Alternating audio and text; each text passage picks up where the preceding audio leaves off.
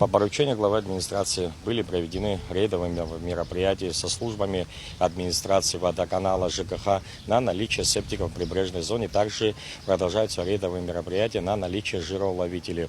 К сожалению, в прибрежной зоне наличие жироловителей в принципе ни у кого нету. Мы объясняем людям, разъясняем о том, что все наши канализации также в ущербном состоянии и из-за того, что не соблюдаются санитарно-эпидемиологические нормы в общепитах. По поручению города санитарная служба организовала такое мероприятие по прибрежной части вдоль линии берега, кафешки на наличие очистных сооружений и сброса сточных вод.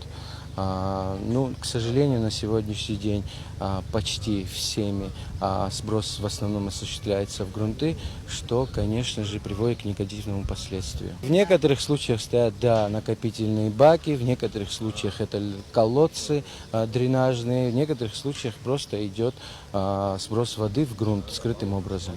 Не должной фильтрации воды, накопление жира, осадков, что приводит, конечно же, к цветению в пиковый летний сезон с прогреванием моря, к цветению прибрежной части воды.